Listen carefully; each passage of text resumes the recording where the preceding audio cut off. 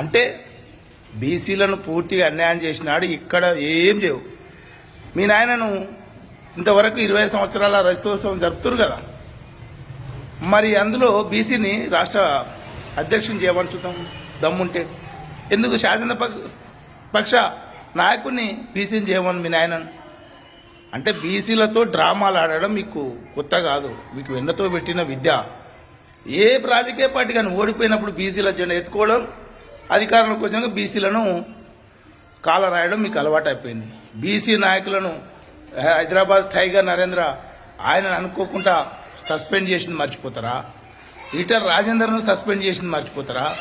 విజయశాంతిని suspend చేసింది మర్చిపోతారా? ఎంతమంది బీసీల యొక్క బలిగా ఉన్నారు మీరు? నీ యొక్క ధర్నాలకు గిర్నాలకు ఎవ్వరమ్మా నమ్మరు. నీ ధర్నా ఏమని ఉంటే ఆ లిక్కర్ షాప్ దగ్గర ధరలు తగ్గించాలనో లేకపోతే లిక్కర్ స్కామ్ చేయాలనో ధర్నా చేస్తే మంచిగా ఉంటుంది అమ్మ కవితమ్మ.